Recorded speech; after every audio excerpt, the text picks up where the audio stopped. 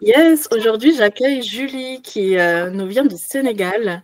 Bienvenue Julie, je suis très contente de te recevoir aujourd'hui. Merci, je suis contente d'être avec toi aussi. Je vois que tu Écoute, utilises le diminutif Julie comme la plupart des Sénégalais ici. Je veux dire Juliette. Mais yes, ouais, Juliette. il y a tout le monde qui m'appelle Julie. Écoute, c'est intéressant de te recevoir ici pour que tu nous parles un petit peu de ton histoire, de tout ce que tu as pu traverser. Parce que moi, j'accompagne du coup les femmes qui veulent se réaliser, qui veulent réaliser leurs rêves. Alors derrière rêve, j'entends plutôt leur envie, en fait, qu'elles puissent répondre à ce qui les anime à l'intérieur. Et en fait, du coup, l'idée, c'est de pouvoir inspirer, en fait, par ton histoire, parce que tu as traversé, par les peurs que tu as traversées, peut-être les obstacles que tu as réussi à traverser pour pouvoir te réaliser, vivre la vie que tu vis aujourd'hui. Et donc, merci beaucoup d'avoir accepté de faire ça avec nous. Donc, du coup, est-ce que tu peux te présenter, s'il te plaît? Alors, bon, moi c'est Juliette. Du coup, qu'est-ce que je vais dire dans ma présentation? Que j'ai démarré enseignante d'éducation physique et sportive en France. Puis j'ai eu envie d'arrêter. Il y avait quelque chose qui ne me convenait pas là-dedans. Après avoir eu mon concours et continué à travailler un petit peu, c'était plus OK pour moi. Et je suis venue en vacances au Sénégal. Et depuis, en fait, j'ai démissionné de l'éducation nationale et j'ai décidé de suivre ce que me disait mon cœur, même si c'est pas facile, et de venir m'installer au Sénégal sans vraiment savoir ce que j'allais faire. Et puis, donc maintenant, je suis animatrice télé, je suis actrice au Sénégal, j'ai été manager de resto. J'ai fait beaucoup, beaucoup de choses et je continue à faire beaucoup, beaucoup de choses en fonction de ce qui s'ouvre à moi, des portes que je vois s'ouvrir, de là où mon cœur me dit d'aller. Et voilà, j'ai été bénévole dans plusieurs associations aussi, notamment Village Pilote, qui est une association qui prend en charge les enfants en situation de rue, du coup, ici au Sénégal. Voilà. Et mon ras-le-bol, à la fois de la France, à la fois du système en général, c'est aussi associé à une conscience écologique et liée à la crise climatique, on va dire, à la transformation climatique, mais c'est plus qu'une transformation, c'est une crise climatique complètement. Et voilà, donc tout ça, ça m'a beaucoup questionnée. Et en fait, au Sénégal, j'arrive à trouver ce qui me parle dans le cœur et dans le corps, on va dire. Et voilà. Donc, je pense que c'est ça que je peux dire. Sinon, je suis une artiste sur plein de choses. Ouais, tu parles justement de cet appel du cœur.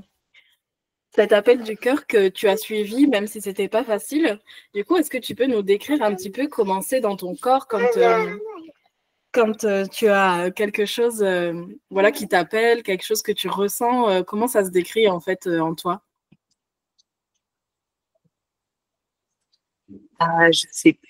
Franchement, je saurais pas comment l'expliquer. Juste, je sens qu'il y a quelque chose que j'ai envie de faire, envie de découvrir, envie d'apprendre. Et après, je sais qu'il y a le mental qui dit est-ce que tu es sûr, est-ce que machin, regarde les règles qu'on t'a données, regarde tout ça, regarde, voilà, là financièrement, c'est pas sûr, là tu sais pas où tu vas, là machin. Et en fait, je me fais ferme les yeux juste un petit peu et j'essaye d'écouter en fait, j'essaye d'écouter ce qui me dit oui en fait. Et ouais, et c'est en général je sais pas, une espèce de force que je sens à l'intérieur qui me donne envie je sais pas, qui me donne envie d'y aller, quoi. Je sais pas comment dire, je le sens dans le cœur comme quelque chose qui prend de plus en plus de place. Et je sens aussi une situation inconfortable avec ce que je suis à l'instant présent. Donc, étant donné que je sens de l'inconfort sur quelque chose et que j'essaye de trouver qu'est-ce qui me rendrait plus confortable, quand il y a quelque chose où je me dis ah ouais, ça j'aime beaucoup, du coup je me dis j'essaie de traiter le sujet jusqu'au bout et de me dire ok, en fait, c'est là-bas qu'il faut que j'aille, quoi. Donc, c'est une ambivalence de ressenti. Ouais, mais ça se comprend, merci beaucoup. Du coup, on ressent une espèce d'envie, ouais, c'est ça, une envie à faire quelque chose. Tu décris que tu sors d'une situation inconfortable pour essayer de voir où ta boussole te mène, en fait. Et puis, quand les opportunités se présentent, ça te dit oui parce que tu ressens une espèce de validation intérieure. Ouais, c'est ça. C'est ça. Ok. Et par rapport aux opportunités que tu as eues, qui se sont présentées, est-ce que tu as essayé de les chercher ou ça s'est présenté tout seul? Comment tu peux nous décrire ça? Ça, c'est présent. Alors, je pense qu'on crée, on crée les opportunités sans le vouloir, peut-être inconsciemment, mais juste avec notre énergie, notre façon d'être ouvert aux gens, notre façon de dialoguer avec les gens. Je pense que ça se sent et du coup, ça se crée. Moi, je suis venue au Sénégal. Au début, j'ai trouvé un job, genre job d'été, barmaid dans un resto. J'ai fait un entretien à distance après avoir envoyé un message Facebook. Et finalement, ils m'ont prise en barmaid ici dans un resto à Dakar. Donc, ça a commencé comme ça. J'ai dit, hop, tac, allez, j'y vais. Et ensuite, après, toutes les autres portes qui se sont ouvertes, je sais pas, il y a des choses que j'ai créées parce que j'ai commencé à créer des vidéos avec une amie à moi en Wolof. Donc déjà, tu vois, créer des vidéos en Wolof, déjà, encore faut-il avoir eu envie d'apprendre la langue Wolof. Et donc ça, ben, mine de rien, il y a beaucoup de Français qui viennent au Sénégal et qui ne s'intègrent pas du tout à ce niveau-là. Alors, qui vont dire que c'est compliqué parce que tout le monde parle français, que les Sénégalais rigolent quand ils parlent. Et en fait, quand tu vas que bah oui, les Sénégalais rigolent quand tu parles, mais parce que ça leur fait plaisir de voir que tu parles, pas parce qu'ils se moquent, parce qu'il n'y a pas du tout de moquerie. Et quand tu es OK avec ça et quand tu as envie d'apprendre, bah, finalement, tu apprends. Et donc, j'ai commencé à apprendre le Wolof. Donc, j'ai commencé après à faire des vidéos, etc., sur Instagram en Wolof avec une amie à moi, etc. Donc, déjà, on a commencé à être de plus en plus visible de ce côté-là au Sénégal, mais juste par notre sensibilité, en fait, à là où on va et à qu'est-ce qu'on veut faire et comment on est, tout simplement, naturellement. Après, j'ai fait pas mal de booking artistique, donc je sais pas, juste parce que j'avais envie et que j'ai rencontré à un moment donné des musiciens, tout ça, enfin même que je me suis dit, ok, je vais faire de la communication sur les soirées qu'il y a à Dakar. Et puis hop, j'ai commencé à lancer des trucs et donc j'ai rencontré des artistes de plus en plus connus. Et donc au final, j'ai rencontré des acteurs parce que ce sont des mondes qui se croisent. Et au final, j'ai rencontré la personne qui m'a permis d'aller à la télé, qui m'a vu un jour, qui m'a dit, mais Juliette, tu veux pas faire de la télé, toi? Et je dis, bah écoute, faut qu'on en parle, mais pourquoi pas, tu vois? Et au final, je me suis retrouvée à la télé, et au final, actrice dans des séries, et au final, etc., etc., etc. Donc en fait, je pense que ça dépend vraiment de l'énergie que tu donnes, de comment tu vas vers les gens, de ta façon, aussi dans un pays étranger, de ta façon de te positionner par rapport à ce pays-là. Moi, je sais que j'ai toujours eu envie d'apprendre, j'ai toujours envie d'apprendre, et encore plus quand je vais m'installer dans un pays qui, à la base, n'est pas chez moi. J'ai besoin de me sentir chez moi et j'ai besoin de comprendre les valeurs qui sont partagées ici, les coutumes, la langue, les expressions, les façons de vivre, les façons de faire. Et donc, forcément, par cette envie-là d'apprendre et de communiquer avec les gens qui sont déjà ici, forcément, ça aide, ça ouvre des portes et c'est comme ça que les portes se sont ouvertes. J'ai pas cherché à être actrice, j'ai pas cherché à être présentatrice télé, j'ai pas cherché à être suivie sur les réseaux, on va dire, pour mes vidéos en Wolof, pas du tout en fait. C'est venu naturellement et c'est ça qui est cool, quoi. Je sais Ok, pas si j'ai répondu à génial. ta question. Ouais, complètement. Tu as répondu même à plusieurs. Au final, il y a cette ouverture vers une nouvelle culture, cette envie d'apprendre, cette ouverture, en fait, par rapport aux opportunités, c'est principalement les rencontres qu'on retient, les rencontres. Et ouais, finalement, les opportunités qui sont présentées sans... Pardon. Les opportunités qui sont présentées sans les forcer et sans les chercher, en fait. D'accord. Ouais. Et par rapport au fait de prendre une décision très rapidement comme ça, comme tu disais, j'avais cette opportunité d'aller faire barmaid au Sénégal avec un entretien à distance. Qu'est-ce qui t'a permis de dire oui et pas forcément répondre à ton mental qui te chuchote toutes ces peurs, etc. Qu'est-ce qui t'a poussé en avant finalement? En fait, j'avais déjà pris ma décision avant. C'est-à-dire que moi, depuis le mois de janvier, c'était quoi, 2022 du coup, j'avais décidé de quitter l'éducation nationale. Et avec les gens qui parlent autour de moi de mais attends, mais tu te tires une balle dans le pied, fais attention à pas tirer une balle dans le pied, tu as un salaire à vie, tu as machin, tu as tout ça, etc. Tu as vu tous les avantages que tu as en étant prof, en plus agrégé, enfin bon voilà. Donc il y a vraiment, j'ai fait en fait ça m'a fait partir en espèce de burn-out, dépression en France depuis le mois de janvier. Et moi, en fait, après, c'est au mois de. Alors que j'avais, en fait, j'ai écouté tous ces gens-là parler, j'avais mon mental qui me disait ok, reste, sois prof, etc. Ou trouve une autre alternative à un moment donné qui va plus te correspondre, etc. Et donc, je me suis fatiguée du mois de juin jusqu'au mois de. Non, du mois de janvier, pardon, jusqu'au mois de mai-juin. Je me suis fatiguée à écouter ce mental-là, à écouter ces freins-là. Et à essayer d'y prêter attention et d'absolument me contorsionner dans le chemin qui était le plus OK pour la société à avoir, le plus sécure pour mon entourage aussi, selon eux. Et donc, ça m'a amené sur une espèce de petite dépression burn-out, en fait, à partir du mois de janvier 2022. Et alors que j'avais déjà pris, moi, au fond, ma décision, mais je n'étais pas encore capable de le voir.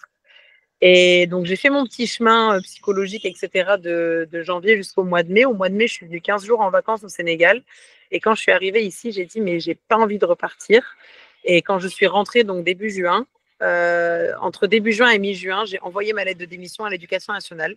Donc, j'avais déjà pris ma décision. J'ai dit, OK, je pars au Sénégal. Et je voulais partir au mois de septembre. Et finalement, du coup, vu que j'ai trouvé un job d'été entre-temps pour juillet-août au Sénégal, j'ai dit, OK, ben, en fait, je pars le 3 juillet. Et du coup, donc c'était facile de partir après avoir trouvé ce job-là, mais parce que ma décision, je l'avais déjà eue avant. Et quand j'ai pris ma décision et que j'ai écrit ma lettre de démission à l'Éducation nationale au mois de juin, j'ai dit, mais j'ai dit à ma mère, je disais, mais en fait, tu vois, ça fait 6 mois que je me tords la tête dans tous les sens parce que ce sont les inquiétudes des autres que j'ai essayé de traiter. Mais au final, moi, ma décision, je l'avais depuis le mois de janvier dans ma tête. Dans ma tête et dans mon corps, je l'avais déjà, en fait. Et ça aurait pas changé. Et voilà. Et donc, voilà.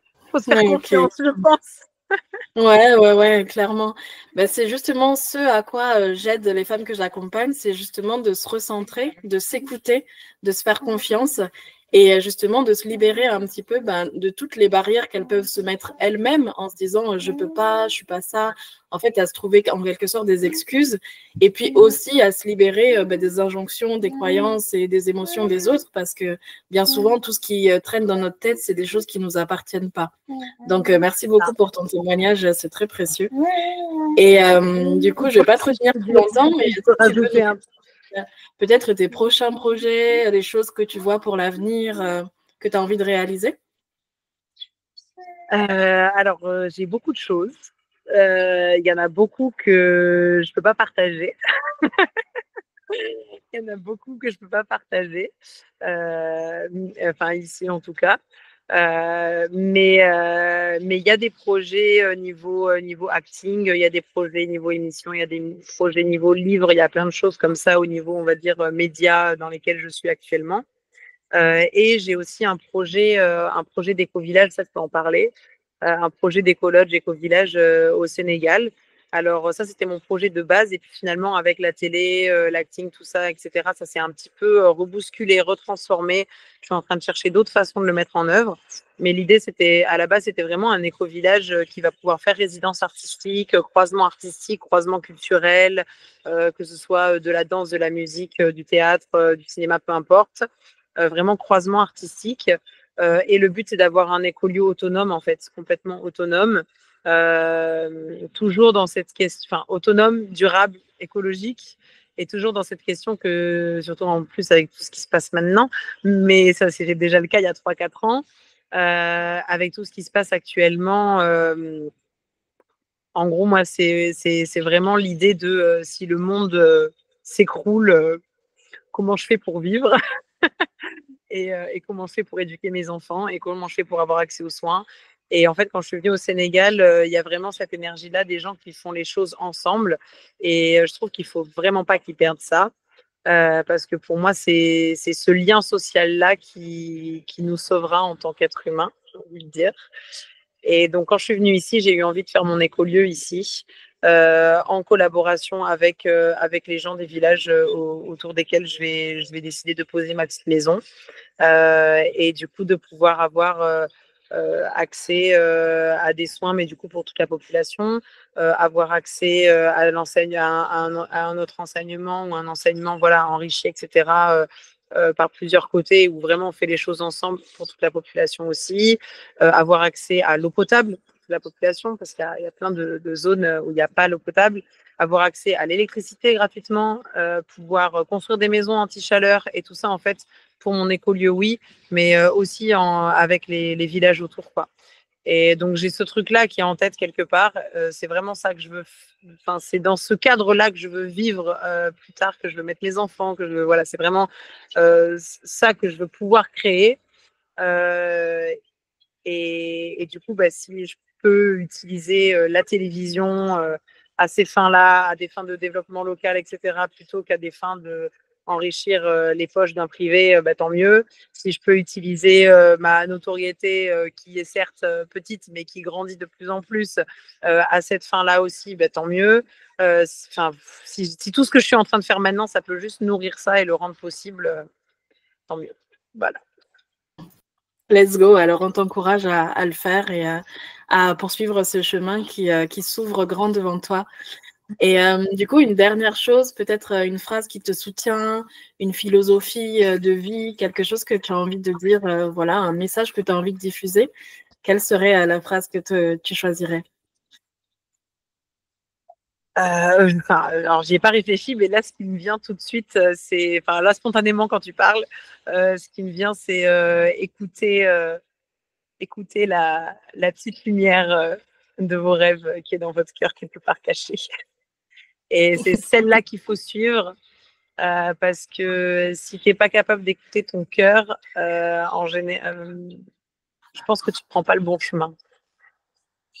Voilà. Moi, c'est ce que je me dis depuis que j'ai choisi de changer de voie. Et j'aurais jamais découvert tout ça, ni sur le monde, ni sur les gens, ni sur moi-même, si j'avais pas eu le courage d'écouter cette petite voix, même si elle faisait très peur. Ok, merci beaucoup. Ton partage va être très inspirant pour toutes les femmes qui n'osent pas du coup y aller, qui ont déjà ressenti cette petite lumière, mais qui n'osent pas faire le premier pas. Merci beaucoup. Et du coup, est-ce que tu penses que tu es divine, tu es créatrice de ta vie? Je pense que je suis créatrice de ma vie, ouais. J'aime la vie, j'aime la croquer à pleines dents, j'aime la découvrir de plus en plus et j'aime surtout qu'elle soit alignée avec moi-même. Et ouais, je pense que je suis créatrice de ma vie. Alors parfois je suis, parfois je subis un peu, mais la frustration, les coups bas, les choses qui marchent pas, ça fait aussi partie du parcours. Et maintenant je les vois vraiment comme des expériences en fait. Ok, ça fait mal, ok, ça marche pas. Peu importe qu'on parle peu importe en fait qu'on parle de relations, de professionnels, de projets, de relations amicales, de relations amoureuses, peu importe en fait. Genre c'est juste, ok, ça fait mal ou ok, ça marche pas ou ok, c'est pas comme je l'avais imaginé. Mais bah, c'est une expérience, j'en tire une leçon et comment je continue à faire ce qui me dit oui. Peu importe la situation. Alors il y a des fois, ouais, tu es au fond de ton canapé en train de pleurer tout seul, quoi. Et puis être hyper loin de toutes ses connaissances et de toute sa famille et de tout le monde, en fait, parce que là, je suis toute seule au Sénégal, quoi. Donc ça aussi, c'est compliqué. Donc ouais, il y a des moments où tu te sens très, très seule. Mais, et donc des moments où tu subis ces choix-là, où tu subis ta vie. Mais il y a des fois, la majeure partie du temps, je pense que je suis créatrice, du coup. En choisissant de tirer les expériences de ce qui fait mal, en tout cas, je suis créatrice de ma vie, je dirais. Ok, merci beaucoup, merci pour ton sourire, pour ta joie de vivre. Et du coup, ben, on te souhaite le meilleur pour la suite, pour tout ce que tu as envie de réaliser pour le futur. Merci beaucoup, merci à toi. Bon, ciao, prends soin de toi. Merci.